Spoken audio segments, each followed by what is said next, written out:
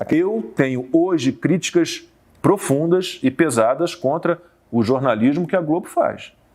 Acho que a Globo está numa guerra contra um governo e milita e faz de tudo para derrubar um presidente. Então, pode até ser que você esteja lendo um TP, mas o que aconteceu antes já denota uma guerra contra um governo. Então, por exemplo, a Globo hoje em dia, na hora que ela seleciona, é o que eu falo dos dois momentos mais sensíveis no jornalismo, ainda que todos os processos jornalísticos sejam sensíveis, é a escolha das histórias que você vai contar e a definição de como você vai contar essas histórias. Então é assim, praticamente omitem o que há de bom nesse governo e ou inventam, né, ou aumentam o que é ruim. Inventa? Eu acho que, bom, o caso mais clássico é o caso do porteiro do condomínio do Bolsonaro, quando não havia uma matéria e mesmo assim eles fizeram a matéria, né? Então, eventualmente, eles erram a mão e erram a mão feio. Por exemplo, você pega um exemplo, é algo, eu estava até mostrando ontem, você tem esses vídeos na internet.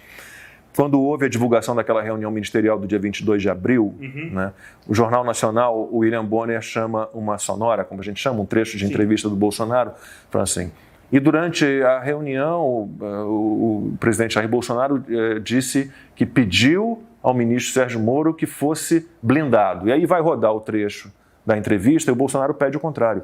Eu disse para o Moro, eu não quero ser blindado. E aí, 5 minutos depois, o Bonner volta e faz a correção. E faz a correção um textinho. Né? Como vimos na palavra do próprio presidente, ele pediu para não ser blindado. Está feita a correção.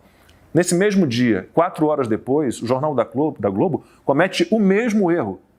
O mesmo erro. Chama esse trecho dessa entrevista do Bolsonaro dizendo pediu que fosse blindado.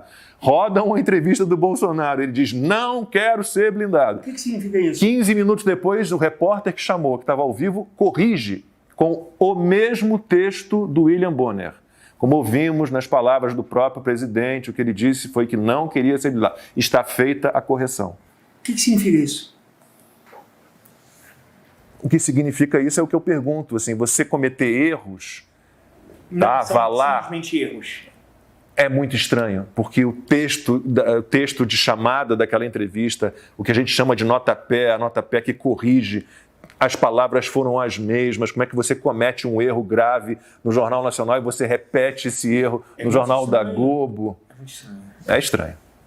É bem estranho.